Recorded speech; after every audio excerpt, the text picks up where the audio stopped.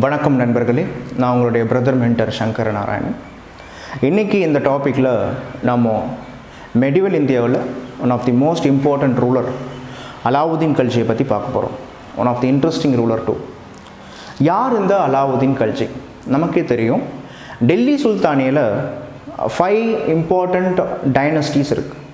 Slave dynasty, Khalji dynasty or Khilji dynasty, Tughlaq dynasty, Sayyid dynasty and also Lodi dynasty. இந்த டைனஸ்டிஸில் இந்த Khilji dynasty அப்படின்றவங்க 1290 1320 வரைக்கும் இந்தியாவில் ரூல் பண்ணாங்க. இந்த கல்ஜி டைனஸ்டியோடைய ஃபவுண்டர் யாருன்னு பார்த்தீங்கன்னா, his name was Jalaluddin Firoz Khilji.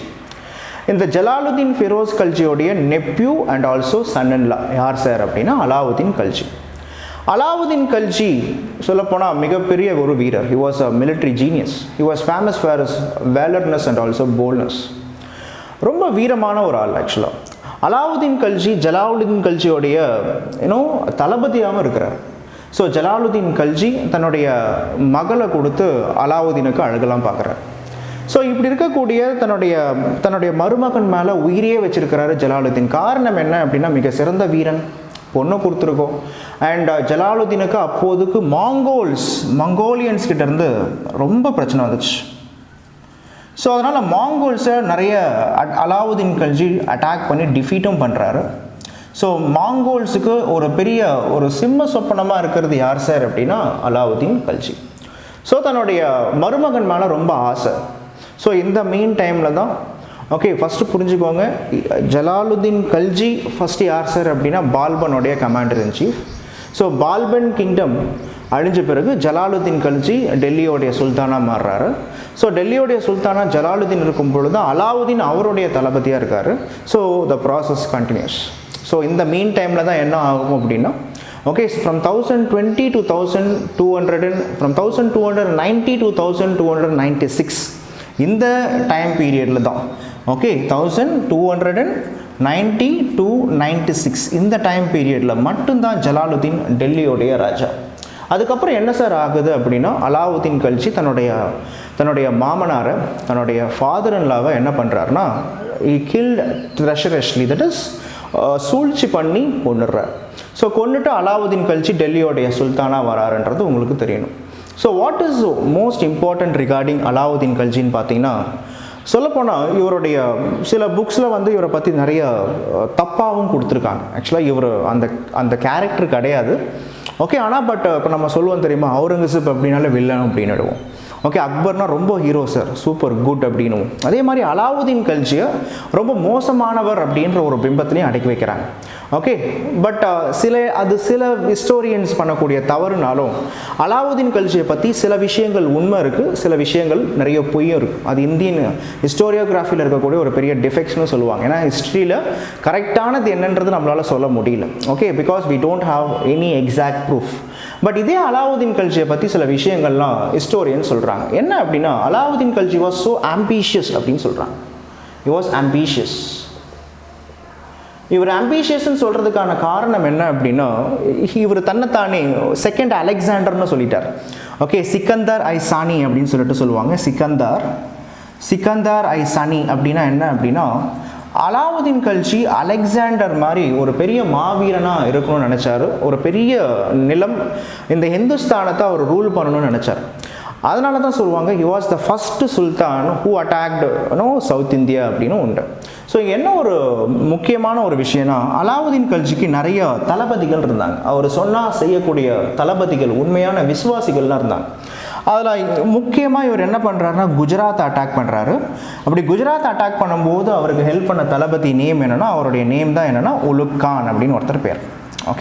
Ulugh Khan தான் அவருடைய குஜராத் அட்டாக் பண்ணும்பொழுது அவருக்கு ஹெல்ப் பண்ணார். இந்த குஜராத்தில் தான் அலாவுதீன் கல்ஜி என்ன பண்ணுறாரு அப்படின்னா, ஒரு டிரான்ஸ்ஜெண்டர் ஸோ ஒரு டிரான்ஸ்ஜெண்டரை பார்க்குறாரு. அந்த transgender he was a Hindu, ஒரு ஹிந்து டிரான்ஸ்ஜெண்டர். இந்த டிரான்ஸ்ஜெண்டர் அலாவுதீனுக்கு பார்த்த உடனே பிடிச்சி போயிடுச்சு. ஸோ அந்த டிரான்ஸ்ஜெண்டர் கிட்ட கேட்குறாரு, are you ready to work with in my service என் கூட ஒர்க் பண்ணுறதுக்கு விருப்பப்படுறியான பொழுது அந்த டிரான்ஸ்ஜெண்டரும் எஸ் ஓகேன்னு சொல்கிறாங்க. ஸோ 1000 பொற்காசுகள் கொடுத்து அந்த டிரான்ஸ்ஜெண்டர் வாங்கப்படுகிறார். அந்த 1000 பொற்காசுகள் அப்படின்றது தான் ஹாசன் தினார்.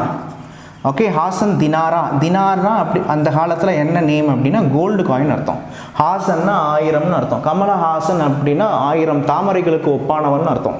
ஸோ ஹாசன் தினாரா அப்படின்றதான் பின்னாடி இவருடைய நேம். ஒரிஜினலாக ஹிந்து டிரான்ஸ்ஜெண்டராக இருக்கும் பொழுது ஹாசன் தினாரா தான் இவருடைய நேமு.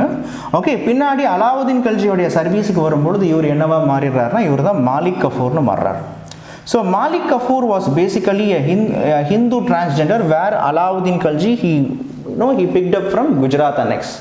So குஜராத்துக்கு அப்புறமா ஜெய்ப்பூர், ஓகே, அதுக்கப்புறமா ஆம்பூர் நீங்கள் கேள்விப்பட்டிருப்பீங்க, சித்தகோர் கேள்விப்பட்டிருப்பீங்க இல்லையா, அந்த பத்மாவத் மூவியில் பார்த்துருப்பீங்க. ஸோ அலாவுதீன் கல்ஜியோடைய இந்த சித்தகோர் அட்டாக்கை பற்றி என்ன சொல்கிறாங்க அப்படின்னா அங்கே இருக்கக்கூடிய ராஜா ரத்தன் சிங் அவருடைய ஒய்ஃபான பத்மினின்னு சொல்லக்கூடிய பத்மாவதியோடைய அழகை பார்த்து மயங்கினார் அப்படின்னும் அதுக்காக வந்து பார்க்கும்பொழுது சித்தூர் அட்டாக் பண்ணார்னு சொல்கிறாங்க. இது நடந்தது 1303 அப்படின்னு சொல்கிறாங்க. ஆனால் இது நடந்து முடிஞ்ச அடுத்த 150 வருடங்கள் கழித்து தான் ஓகே என்ன பண்ணுறார் அப்படின்னு பார்த்தீங்க அப்படின்னா இந்த ஸ்டோரி, இந்த பத்மினி பத்மாவத் அப்படின்ற ஸ்டோரியே ஒரு 150 இயர்ஸ் கழிச்சு தான் மாலிக் முகமது ஜெய்சி அப்படின்னு சொல்லிட்டு சொல்லுவாருங்க. ஸோ இந்த மாலிக் முகமது ஜெய்சி தான் இந்த கதையை பின்னாடி written. It was basically oral tradition. Oral tradition இருக்கக்கூடிய இந்த ஸ்டோரியை பின்னாடி ஒரு ரிட்டன் ட்ரெடிஷனாக எழுதினது யாருன்னா மாலிக் முகமது ஜெய்சி. அதுதான் இன்னைக்கு பத்மாவத் மூவியாக வந்ததுன்னு சொல்கிறாங்க ஆக்சுவலாக. ஸோ நடந்து ஒரு 150 வருடம் கழித்து எழுதப்பட்டது தான் இந்த பத்மாவதி அப்படின்ற ஸ்டோரி. ஓகே, ஸோ அதான் புரிஞ்சுக்கோங்க. ஸோ அலாவுதீன் கல்ஜியை பொறுத்த வரைக்கும் என்ன அப்படின்னா குஜராத்துக்கு அப்புறமா சவுத் இந்தியாவை அலாவுதீன் கல்ஜி கான்சென்ட்ரேஷன் பண்ணுறார். அப்படி சவுத் இந்தியாவை அலாவுதீன் கல்ஜி கான்சென்ட்ரேஷன் பண்ணும்போது சவுத் இந்தியாவை அனெக்ஸ் பண்ணுறதுக்கு அவர் யாரை ஃபிக்ஸ் பண்ணுறாரு அப்படின்னா மாலிக் கஃபூர் தான் ஃபிக்ஸ் பண்ணுறாரு. காரணம் என்னென்னா அலாவுதீன் கல்ஜிக்கு தெரியுது south India famous for abundant rich temples.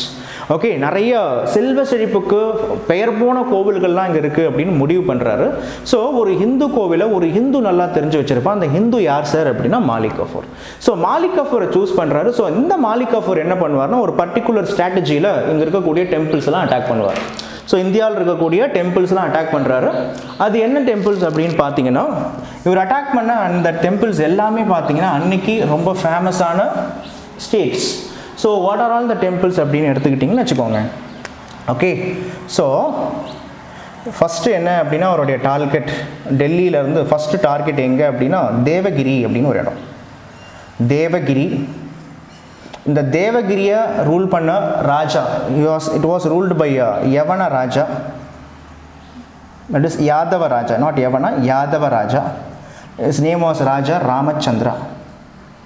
இந்த ராஜா ராமச்சந்திரா அப்படின்றவர் தான் மகாராஷ்டிராவில் இருக்கக்கூடிய தேவகிரி, இதை தியோகர் அப்படின்னு சொல்லுவாங்க, தேவகிரியை ரூல் பண்ணுறாரு. இவரை அட்டாக் பண்ணுறாங்க, இங்கேருந்து கொள்ளடிக்கிறாங்க. ஓகே, இதை தௌலதாபாத் அப்படின்னு சொல்லுவாங்க.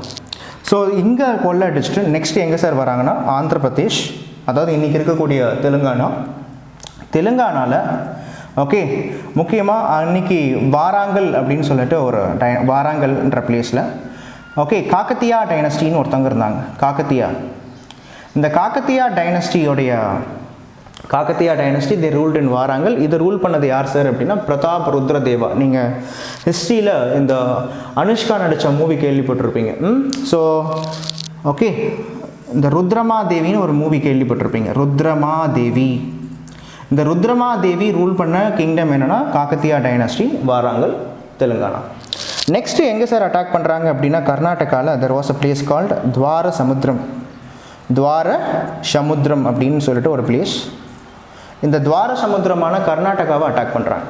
அண்ட் கர்நாடகா அட்டாக் பண்ணிட்டு நெக்ஸ்ட்டு சிதம்பரத்துக்கு அப்புறமா மதுரை. ஸோ மதுரையை 1311 என்ன பண்ணுறாரு அப்படின்னா மாலிக் கஃபூர் மதுரையை பிடிக்கிறார். மாலிக் கஃபூர் மதுரையை பிடிக்கும் பொழுது மதுரையை ஆண்ட மன்னர்கள் பாண்டிய மன்னர்கள், வீரபாண்டியன்னு பேர், அவருக்கு வீரம் பேரில் மட்டும்தான் இருந்துச்சு. ஸோ மாலிக் கஃபூருடைய அட்டாக்குக்கு பயந்து என்ன பண்ணுறாருன்னா மதுரையிலேருந்து எஸ்கேப் ஆகி பொதிகை மலையில் போய் ஒழிஞ்சிக்கிறாரு. பின்னாடி மாலிக் கஃபூர் என்ன பண்ணியிருப்பார் அப்படின்னா உலுக்கான் அப்படின்னு சொல்லக்கூடிய இந்த உலுக்கானை மதுரையுடைய கவர்னராக அப்பாயிண்ட் பண்ணியிருப்பார். ஸோ 1311 ஓகே, மதுரை அப்படின்றது டெல்லி சுல்தானியர்களுடைய கண்ட்ரோலில் வந்துருச்சு. 1311 அடுத்த 48 to 50 வருஷம் வரைக்கும் மதுரை இந்த முஸ்லீம்ஸுடைய கண்ட்ரோலில் தான் இருக்கும்.